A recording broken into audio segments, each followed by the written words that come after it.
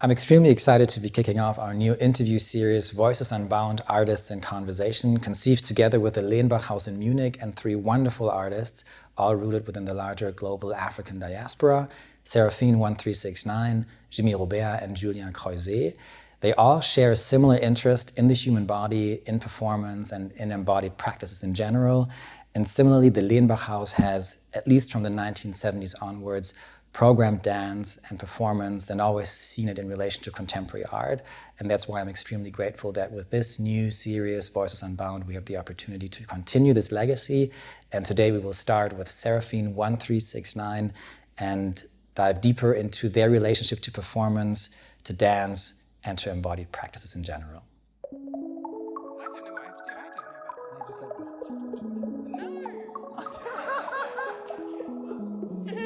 We don't need it. It's okay. It's not like this is not a fiction.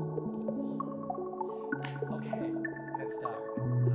I just said in the introduction, Jimmy, that you're teaching a module during the summer, and I want to begin our conversation with actually the relationship between your practice and teaching, and what role teaching plays in your entire artistic cosmos, and why you think it's also important for your practice. Oh, okay. In my entire artistic cosmos.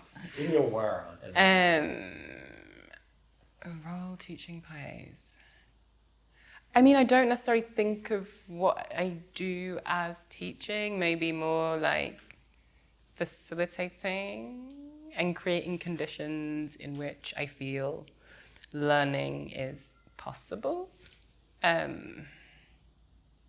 Yeah, I don't know if I feel intimidated by the idea that maybe I have something to teach, or if it's actually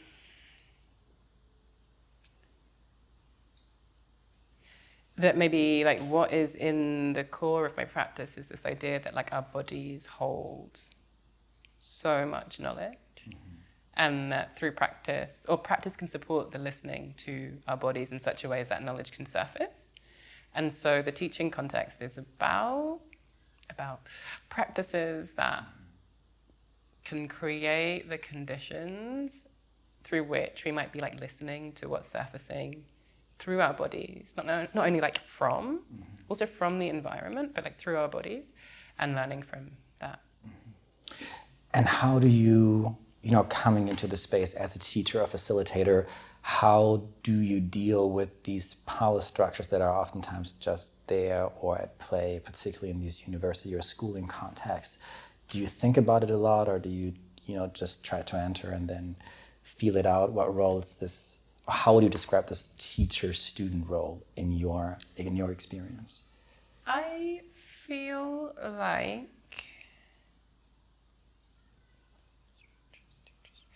I'm very much trying to listen. Listen to the different things that the students bring, listen to the ways people are used to moving in those spaces, listen to their responses to me, as an energy, as a being, and then to offer practices in such a way that they are speaking to what I'm perceiving. And so it's very I feel the answer to your question is through presence, trying to be present with what is there, what's arising, and how those things are speaking to me, and then responding through the work. And yeah, like I said, I think I'm very lucky to just be invited in to do my practice, right? It's very open. And so I feel a little bit coming from the outside of institutions, I'm free to be listening. I don't feel too restricted myself by the structures. And how do the students respond to it? Is that something where you feel okay, this is working right away? Or how does that process work also here in Berlin? I mean, we should get them in here. I don't feel bad to speak on their behalf. I mean, but more really from your perspective as a facilitator, I'm really interested in this process. But of course, I mean, you can't talk for the students, but like that relationship between you and them, and how much time it also takes. In a way, if you're only coming in for a month or so, can you work on projects or presentations, or is that not even the intention in the end? In this particular invitation, I'm just there to do a workshop and to also teach class in the morning. And I guess through these weeks we're figuring out what class is and what a workshop is. And I don't know, the other day one of the students said, they said that they were like, I find it really hard to explain to people what it is that we're doing in this room. And I'm like, yeah, great, love that. Like, what are we doing? And I feel like I'm often asking them, because I am in there in a way that doesn't want to be like didactic.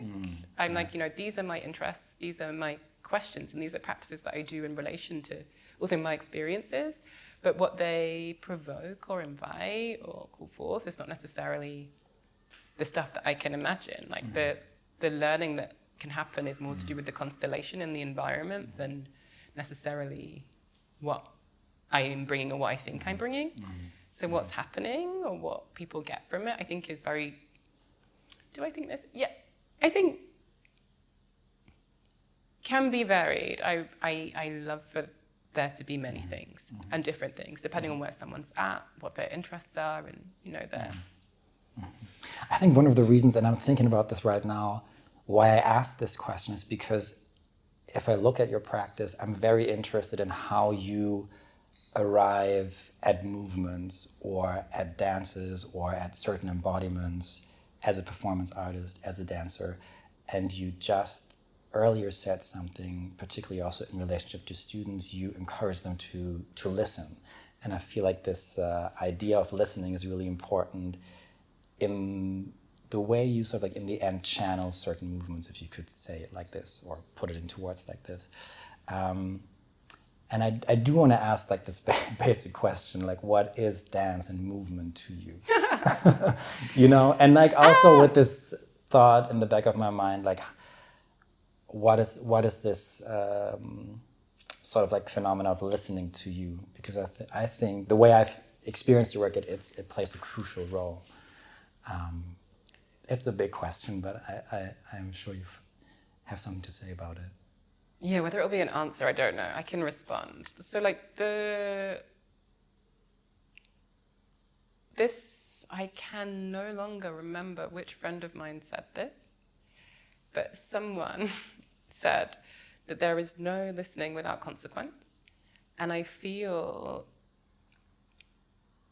that a lot of movement is a response to something we have heard, and heard can be like received through our senses, any of our senses, or even, yeah, that works.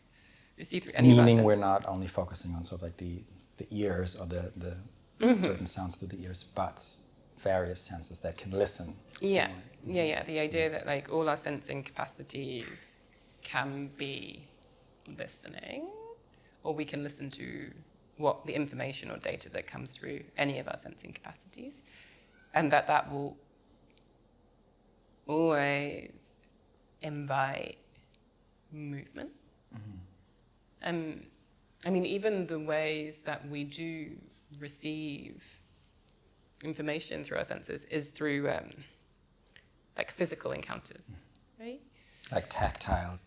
Well, like the way touch. that the sound vibrates the things inside the ears. Like there's movement that's happening that we are like translating, or like the ways that light hits the eyes and changes what's happening in there.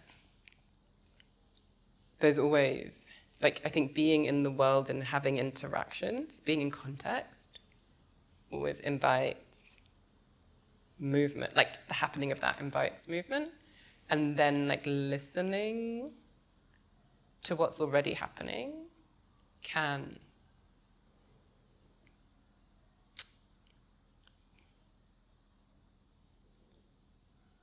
suggest further movement.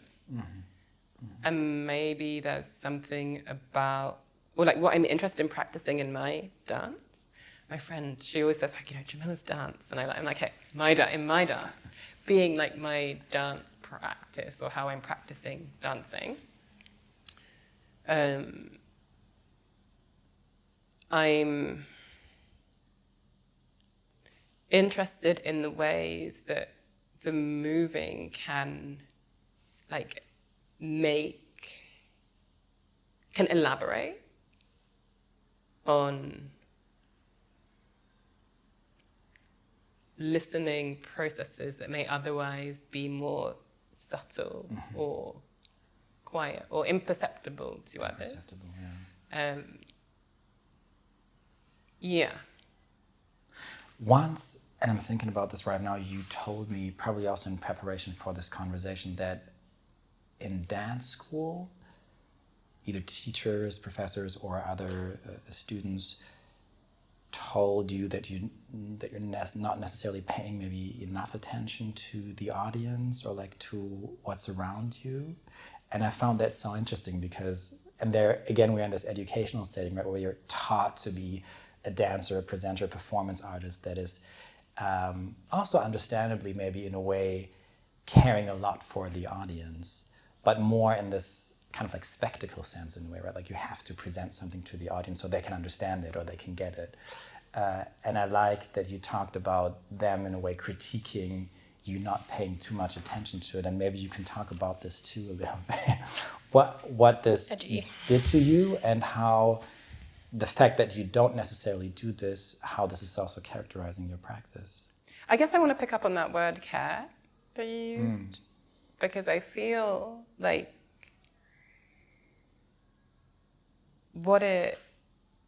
it just feels like what we might imagine care looks like, and care, I think, can be different things. And so something that maybe I'm very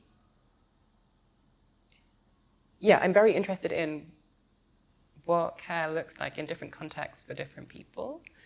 And the idea, like that at that time, it was a long time ago, but that looking at people in the eyes as a performer is a sign that I give a shit about the audience just makes my eyes roll, in that for me to choose to put myself in a situation in front of people to offer something is already a sign that I care. Like I don't take many things lightly. Like it's my life, it's my body, it's my time.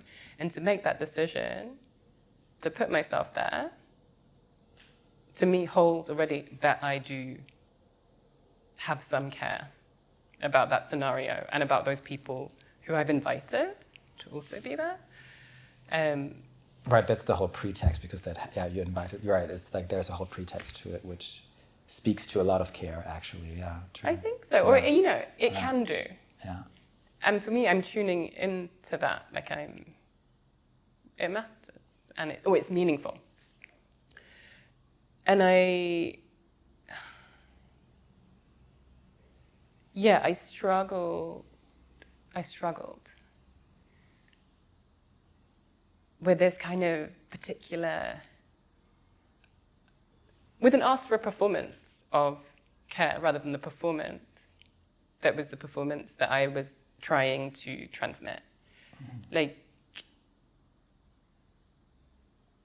And I feel maybe different about this now, but at the time I was like, everyone is obsessed with the eyes, as though connection only happens through our eye contact, not through all the other, not our energetic field surrounds us, not through all these other things that are speaking and interacting when we are in proximity, but only through eye contact. The eyes being the window to the soul, I really wasn't into it. And I think now what I was I think now that, yeah, I was very sensitive to the influence or effect of contact with other people, like, and that contact, eye contact, for example, could take me elsewhere on a different path, which was not necessarily the path that I was trying to conjure or like call into the moment of that dance or whatever work I was doing. And perhaps now. Yeah, how has that changed too? Because you just said that it's maybe not changed, but you just maybe slightly look at it from a different angle or something. Yeah, like, I guess now I feel like I have been practicing allowing that influence, I guess. And that influence of contact not being a deviation from the dance, but becoming part of it because of the ways that we are all always participating when we are in a space. So like whoever's coming to that show is influencing in like subtle invisible ways always what happens in that show or how that show unfolds. And I guess in the ways that I'm practicing, I'm working to be open and available to the energetic impact of those people who are in the audience. And so then what eye contact might do to me, or like what might pass between me and someone else as I'm dancing is part of the thing. It's no longer feeling like a deviation, or maybe I feel more able to manage inside myself or something the impact. But I think the interesting question is then, for example, in these live moments for you as a performer and dancer, in orchestration with the audience, do you feel more like a conductor or like as part of the whole mass? Do you feel you are kind of like or belong to the individuals that is sort of like working with these energies or even is responsible for it? Or is it something that you hopefully maybe at a certain point surrender to and don't even think about anymore? I think I'm interested in this question of responsibility. Like, is there responsibility for the audience you have as the person who in the end invited them to come? I think there is. I think we always have responsibility for each other.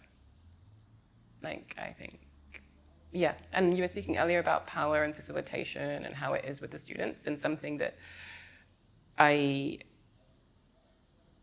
want to be very apparent in those spaces that I hold is that I am not the only person responsible for holding the space, that everyone is. And there is, of course, an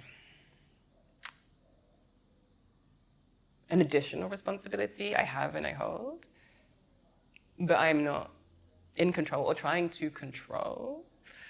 And what everyone brings, they are choosing and having. When I have an invitation to make a work or present something, I don't feel too concerned about what other people think that is, if I'm honest. But of course, to arrive at the invitation or like ahead of receiving an invitation to present something, other people are concerned with what that thing is, and they're inviting it or not inviting it based on how entertaining or how, you know, like whatever they're basing their curatorial decisions on. Yeah. But I, you know, like not strategically, don't feel too bothered about entertaining the people or fulfilling. I do like to fulfill a brief, I have to say. But sometimes because it, you know, it's a frame or a container. And as I said, like I think about this work that I do as like a dance, my dance, and it's flowing into different contexts, right? Contexts that I construct, contexts that other people construct. And so the particularities of the brief or the context are important and interesting to me, but not necessarily things I feel to be no, I don't want to say that. Just like too dominating. Maybe like right now, something we're thinking about is that I'm gonna make a work where I'm naked and we're like having conversations about, does this go in the newsletter? Does this go on a sign outside the building? Do people have to know, do we need warnings about nudity?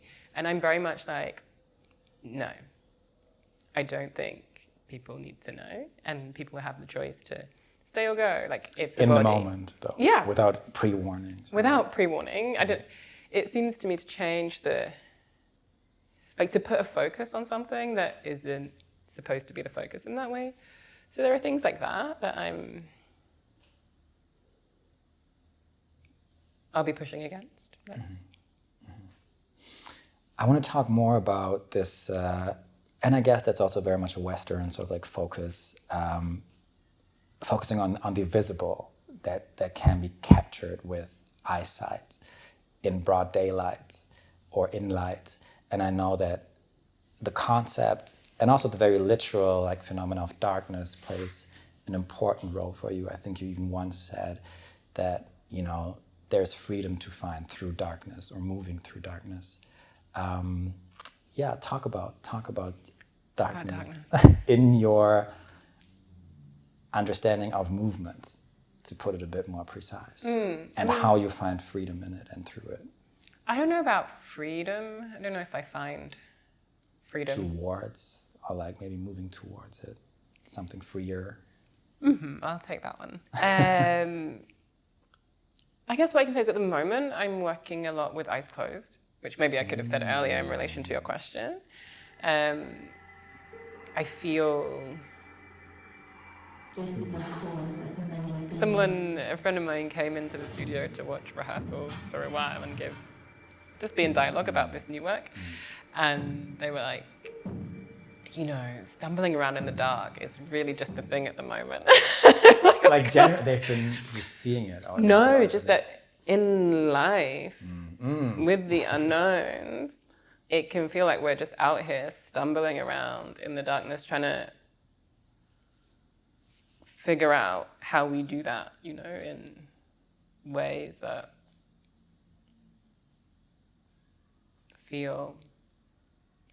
create or generate or cultivate a sense of greater possibility. And I liked that kind of read on the work, and I returned to a practice which is so, in a way, cheesy, right? It's like I close my eyes and I feel myself and I dance, and it's my authentic dance that emerges because I'm shut off from having to engage with the world outside. And of course, sight isn't our only sense. So we are still available to engage with the world outside. And I guess I'm interested in this kind of darkness, the darkness of eyes closed right now, as part of training our other sensory capacities. But what does it do to you just on a sensory level? Because you just said it might evoke a cheesy sense, and I get that too, but I'm more interested in this question also of disorientation, right? It must create some sort of disorientation when you choose to close your eyes and then randomly move through the room. And maybe that's just the necessary, feel right now, also in this current, moment we are in, and to work with and through that. I don't know that. I do this practice with eyes closed with lots of different people, with the students, also with collaborators and whatever. And I don't think that, I know that not everybody in their dances with eyes closed is allowing themselves to be disoriented. People have different strategies for orienting. And I guess I have a question for myself in the facilitation or as a choreographer, whether actually trying to push people to allow themselves to be lost in these practices, or if it's interesting to be with everybody's different strategies for dealing with, the loss of that sense in the practice. I have a curiosity about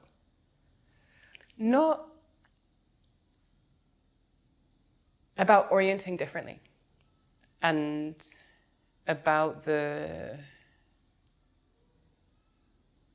for myself, I'm curious about the tendencies that can emerge through these practices. Like, I've noticed, and I haven't done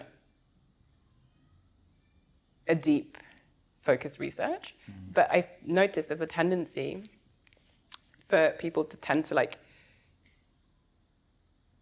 be drawn towards north in the space that we practice, dancing with eyes closed. There are things. It's like a repetitive, it's kind of a pattern you've seen. Okay. Yes, I'm what are the other things that we are using to navigate, that our bodies are using to navigate? And how, I'm just seeing an image now of this person, this woman who was dousing for water with her body. There's this video that I keep seeing where she's just out there on the land, and her body apparently responds to water beneath the earth, and she's just doing what looks like a dance. But almost magnetically towards this source or whatever. She's drawn towards the water, and her body reacts to the water. I'm interested in what our bodies are responding to, what our bodies can tell us about our environment, what we know, but don't we're not trying to access day to day, or we're not able to access. Not consciously, day to day, yeah. I have to think about this work you did last year, I think 2024, The Ways, the Fortune, the Fall. And it is also about, I guess every work of yours, it's vibrational, it's about vibrations, subterranean vibrations. And I'm interested also, I guess, in the role of the sonic or music, and how you collaborate with different people on your projects, and how the use of music is maybe, I don't know if it's enforcing or amplifying your practice, or how it's maybe also facilitating, helping, supporting to orient maybe in a way or two.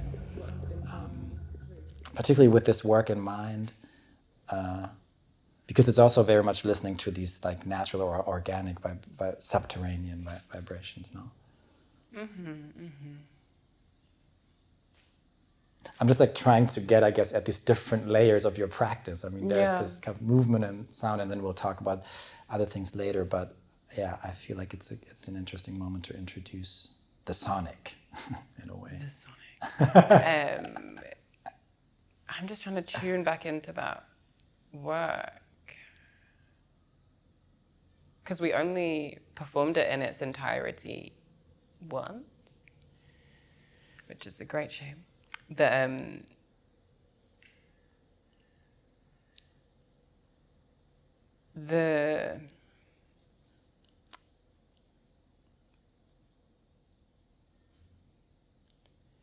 I guess I collaborate with this person, Josh Grigg, sound designer based in London, and we've worked together for nine years.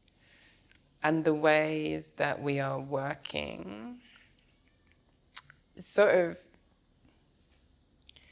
you could say it's been building a language through sound, and a communication system or something, there's, I guess, a pool of samples of sounds that often become the starting point for a new work, or a new work. I'm ooh, this 2-minute section of the track that was for another work. Like, I'm interested in this being elaborated in these ways, or like, we didn't get to try this thing with this and that, like, let's do that next time. So it's really like ongoing process working with these sounds. And at this point, I feel like something very particular happens with the sound world of Josh's or like ours, that started with, like me speaking to him about what the kinds of sounds that I found enabling for this dance, like for this dance to come.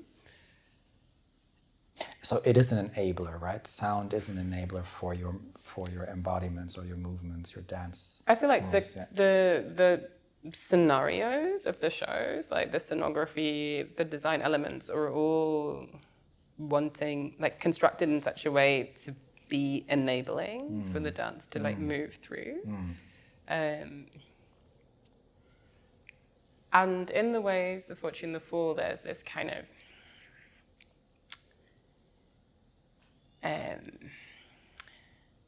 it feels quite hypnotic, I guess. Like, there's something, it's just really like it's going and it's going and it's going and it's going. And that work is 3 cycles of 33 minutes and 33 seconds.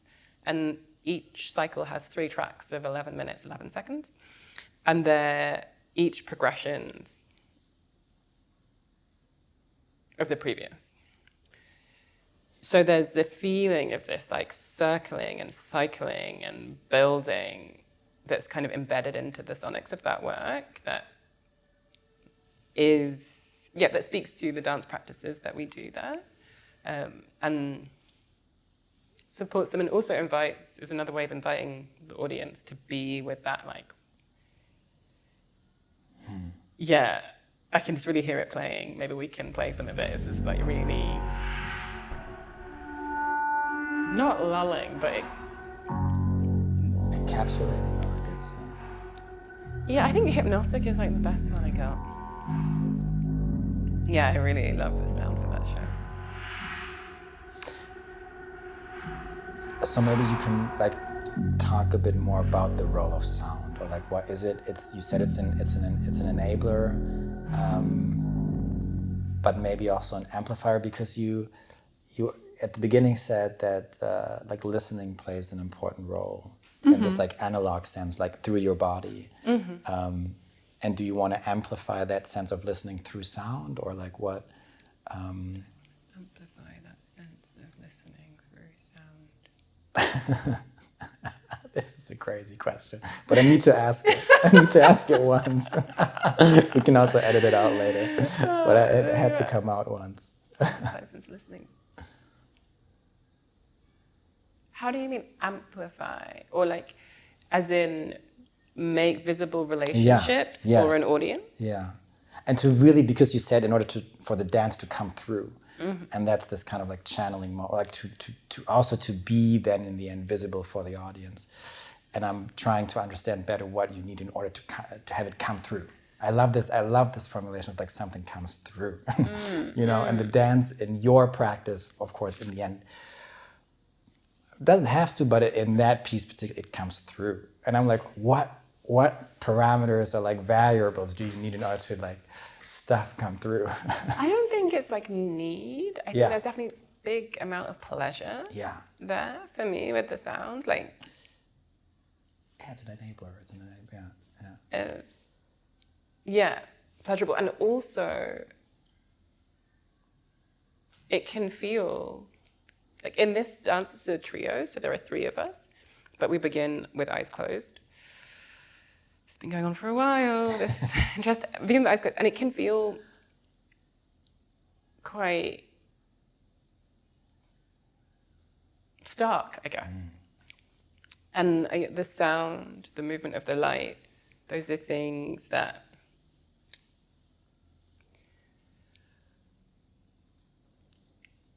help with, that bring comfort, I think.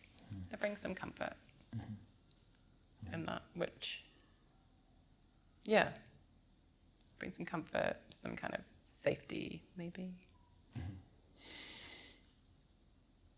Comfort. I know that you also are a healer, an acupuncturist. When you had this show, or you were part of the group show here in Berlin, actually, which is almost 2-3 years ago, you also installed an acupuncture clinic in the exhibition space.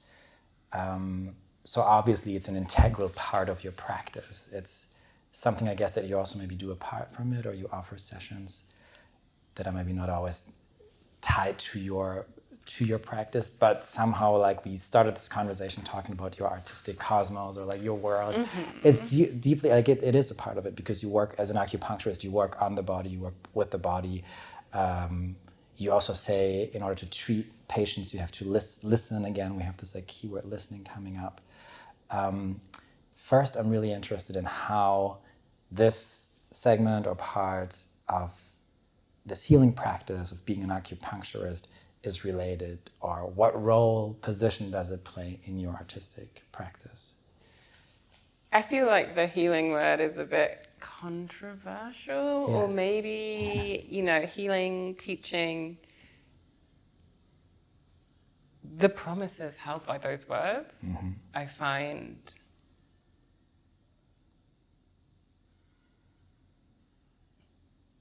not only intimidating, but also maybe a bit so loaded that they can become narrow.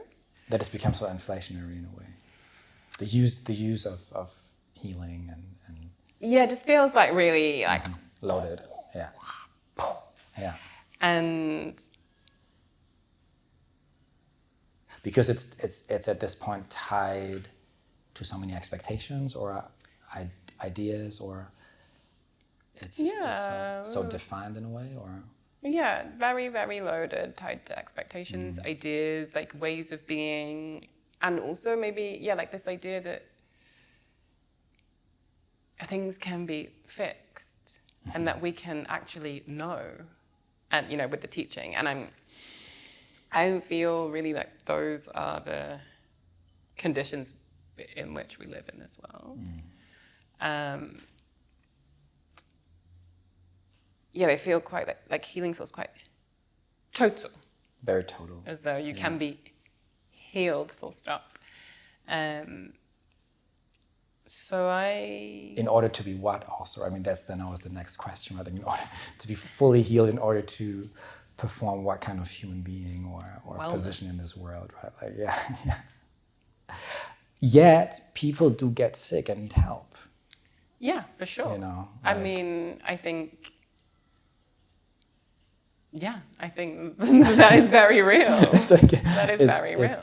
It's real. And then there's, of course, and that's something I think to be also looked at in a critical way, that particularly also this art context, the contemporary art world has some kind of fixation on it, or has had a fixation on it for some time, which is also a question that can be posed. But you work as an acupuncturist, and maybe not in order to fully heal people, I would expect that, but it is part of your practice in order maybe to alleviate or to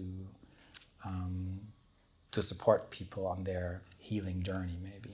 I would say and this is true also with like facilitation in dance, and maybe like also for myself practicing dance, is like to support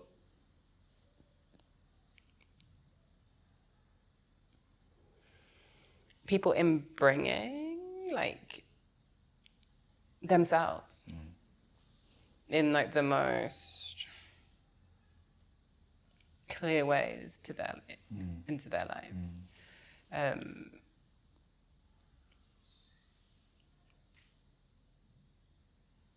And of course, like if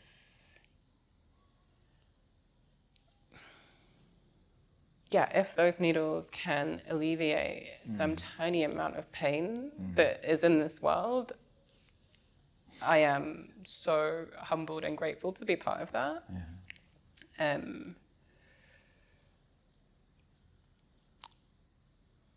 But I think the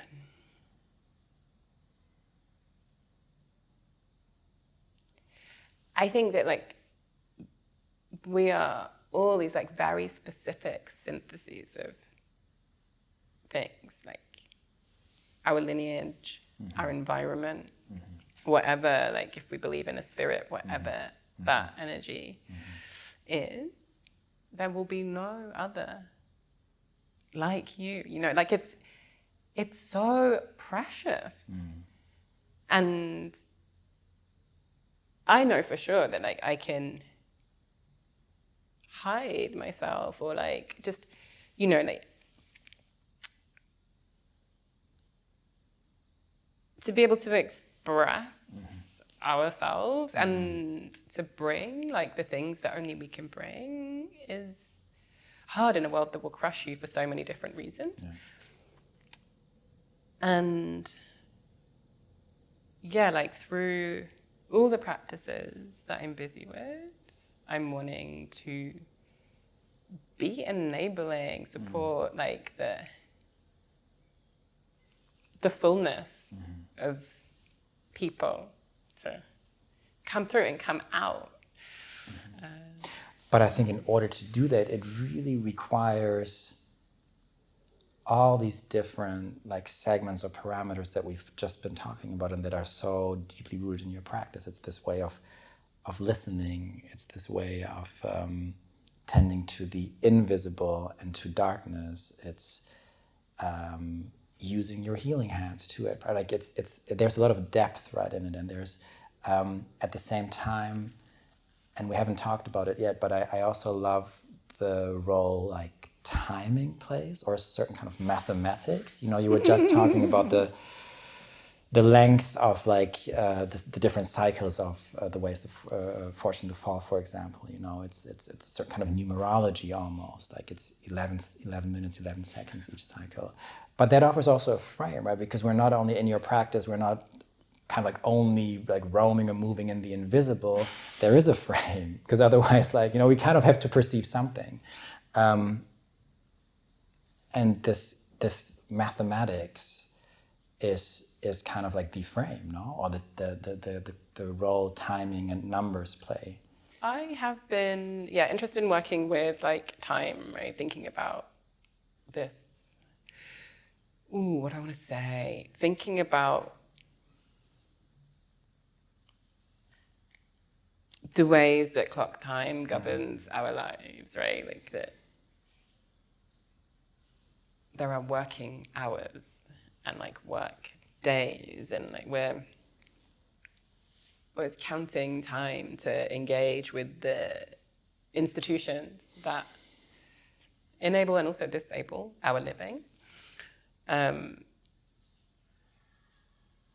We should be on time. And like I've always been like, wow, like everyone just agreed that this is the time. You know, like what's out here being like, yeah, that's the time. You know, it's so, and like the way of that, you know, like the way the zones are, like how in some places the time will correspond with the time zones. Some places, and these are the lines on the map of the zones. But the way that, in some places, you know, midday will be when the sun is at its highest point in the sky. In other places, it's totally off. And just like, what does that do to bodies? Like, what does the consent to this 24-hour day cycle, what does it do to us in different places? And like, just like, wow, like we're in this constant counting, measuring. And I used to be, actually, I wonder if I could do it now. I used to like have this ambition to be able to dance a minute, just like done. Like I know in my body these 60 seconds. And that sort of precipitated my obsession with minutes and working a lot with minutes and counting of time and having dances that would be a minute long. Silences, stillnesses for a minute. Like, you know, just breaking everything down into the unit of 1 minute. And so, of course, like so many other things, it's not just, doesn't have to be only negatively connotated, in that sense, this sense of timing, or is No, I don't want to only be Yeah. with negative connotations of things. I'm like, oh, give me some space, like let me live. And so like how can I use this thing? it Or, like, play reappropriated with in a way, it. like yeah. And also not break, but like be with its plasticity, like how actually a minute can feel Stretch some time. epic. Yeah. But I had a teacher at one point who was making a work on us as students, and she was like shouting at us, being like, dancers have to be masters of time. And I guess something of that stayed in me, and I'm like, okay, I want to be a master of time. Like, how do I know time? And of course, time, space, like things like break open and become totally epic. But there's, an interest I have in my body knowing the rhythm of the clock and what that might do, but also in time, in the way of like timing, like knowing when it's right to stop, when it's right to begin. Like in thinking about like choreography, deciding like the sort of flows of things, when something comes in, how long it lasts, its pace, its move, like sculpting a work. I think like time and understanding timing feels like very important. And I'm like, what is that? Is there, I'm quite interested in like, are there certain amounts of time that just do certain things? Like I notice. Well, that's my question. I have a question around like whether there are. That's my question too, Time. because I was always such a bad math student, and I have a great sense of timing, I think, but I don't get math. If that makes sense. I suppose it's a very abstracted form Yeah. of something which you're speaking about in an embodied way. I think, like, there's a part of me that's like this, like wants to know, wants to control, wants to understand. And I'm like, oh, wow, okay, so after this number of minutes, this happens. After this number of minutes, that happens. Like, is it always this way? Like, how do I... But I do feel like from practicing being in a room with people, dancing, there are times, like after X amount of time, things start to shift. There's like a rhythm to those processes, and I'm interested in that and what it may reveal. I feel like we should talk a little bit more about this healing aspect, or like acupuncture side, and why you did it. I would love to hear why you started this practice and went to school, and went through this whole educational process. Yeah, I was going to say something about how people are often approaching me about this, like, acupuncture thing, being like, oh, are you going to stop your art practice? Or like assuming that I've done it because I needed to make a career move and stop being a dancer because I'm getting older, or because I want to practice acupuncture and make loads of money. And I've been like quite taken aback by the ways that like this has been perceived by people as a career move, because I remain not strategic enough. Like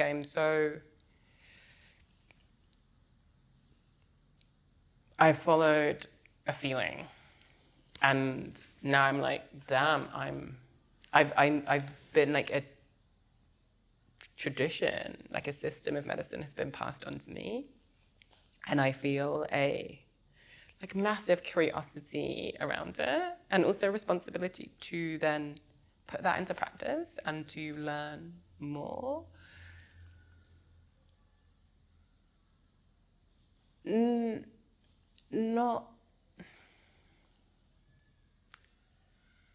I just feel like I'm in this thing and moving with it. And of course it informs my practice, and my practice informs in dance informs who and how I am as a practitioner of acupuncture. But I find these things very related, and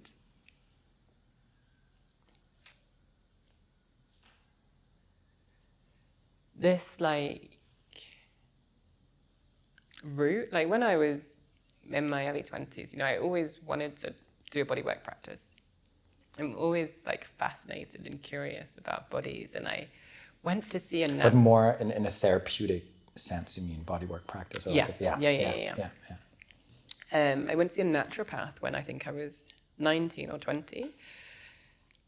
I was just like, damn, this is so amazing. Like, she told me to grate some potatoes, put them in a cloth, lay them on my breasts to get rid of like tiny little lumps that were not an issue, but just... And it was incredible. Like, I was like, wow, this potato is like... Remedy. It's a remedy. It's doing magic. Or like, it's really affecting. And these connections, these systems of connections, these relationships that we have with different like other things that grow on this earth, I'm like, there is so much knowledge and information there that is just so fascinating to me. Like, I love body things. I love a body story. And I also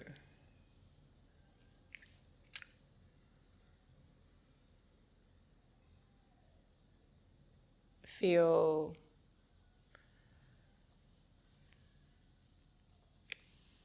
like that it is in lots of ways and different ways for different people, like very, like it's hard to be a person, and there are many obstacles or things that can befall us, and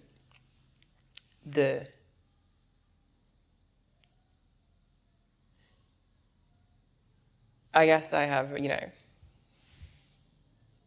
some empathy, and sometimes it feels very loud, like the pain of the world feels very loud. And yeah, I think I'll just say that. And so to be able to practice something, I guess kind of like I said earlier, that can like ease that in any tiny way has always been a draw. But I didn't want to study something when I was younger because I didn't want to be like indoctrinated. I wanted to have a sense of like what I thought. Indoctrinated by medicine, for like the science of medicine, for example? The science of medicine, the logic of any system. Okay. Okay. Because I feel like, how do I say this?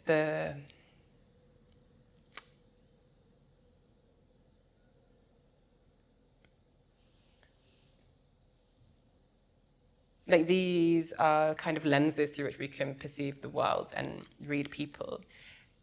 And, like where they have come from, the people they've passed through on that journey. Like, of course I have questions about learning Chinese medicine from a white man in London. Like I'm like very... The routes through which knowledge arrives in, or like different bodywork techniques emerge. Like I remember I was recalling the other day, like reading, I used to work in the library of my dance school and I was reading this book by Feldenkrais. And we did Feldenkrais technique, we did Feldenkrais technique in the school at times. And I read this book and I was like, damn, I don't think you're very nice. I'm not... The way it was instructed or the way it was like... The person. From that book, okay. I just didn't react well to the energy of this person who's the founder of this. Okay. The way the technique was conveyed, the way this energetically you weren't feeling it. Okay. Yeah, and I don't even know why I'm talking about this now. I'm just like in the Feldenkrais book. Teachers learning not wanting to get too like taken over Yeah. by By a method or like. by a method, by a connect system, by to a the system. logic of any kind of singular way. And so I guess I've just been like waiting, in a way, ambiently waiting Timing. for timing for something to appear. And there have been different moments when I thought, okay, I'm going to study shiatsu, okay, I'm going to do this, and it just hasn't happened. Yeah. But then it was at this thing at Gropius Bow Visions when we were setting up. I love this project so much. I think it was so great. I can't, like, there's no documentation. It's just like, it was a week and it's only in the minds Of the and people bodies of who's there. experienced. Yeah. Yeah. And I have some regret around that, to be honest. But yeah, all of the effort that went into setting up a free acupuncture clinic in the middle of Gropius Bow, at some point I was just like, so many emails, so many phone calls. I was like, why am I doing this? This is really hard. And I was like, yeah, I must be really like wanting to advocate for this practice of acupuncture. And I was like, yeah. I don't even know anything about it. Maybe I should know something about it. Maybe I should study myself. And that was like in maybe like July or August, and then in September I started school. So I just had a feeling I went in. And then you went in. I was just thinking, and that's probably maybe also the last chapter of our conversation, when you were talking about the skepticism, you know, being young and like not being able to trust all these like knowledge systems, has a lot to do, of course, also, I would say, of being placed and living and having to move within a society that is, and this is, you know, the German and the English are in that sense probably also similar in its histories, that is so against one's own body and against one's own just being there. But at the same time, you chose a practice that is showing, you know, that is presenting your body in these systems inevitably. And I want us to spend the last minutes really talking about this, like being an artist in this European context. And we're certainly not the first generation that has had to deal with it, but it's still tough, it's still challenging. And how do you navigate this?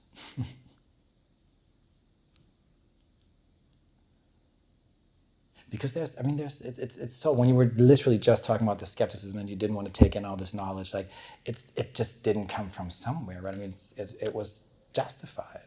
I think it's completely justified. I recently was like going through these different kind of archives of videos I've made over the years. And there was one from 2015, and there's a text that's playing in the soundtrack that I had edited. I forgot that I was doing that at some point, and I forgot about this text. And the line in there is like, up until this point, all my education has been misleading. And I remember it was like 2015, I was like stuck on this line. I was like, I have no teachers who can teach me. Like, how do I find a path that feels aligned with me, like the being and body that I am? And a big part of dancing, choosing to be dancing for me is, towards like allowing this body to speak and also to be heard by others. And that, you know, is both for me, this particular person, and also for others, in that I just feel like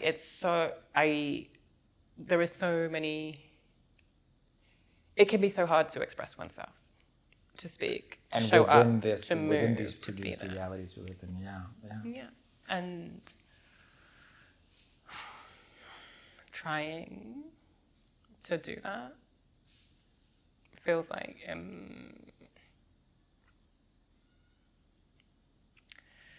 dare I say it feels important. Sometimes when not too trapped in like bullshit of we're not too distracted by the like movements and like mechanisms of the institution or like, you know, these structures which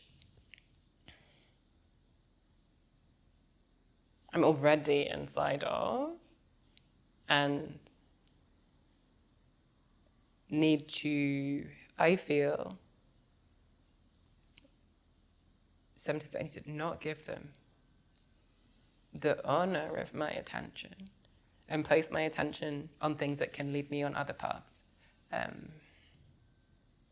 towards different ways of being together, of being with myself, of imagining like how this world could be different.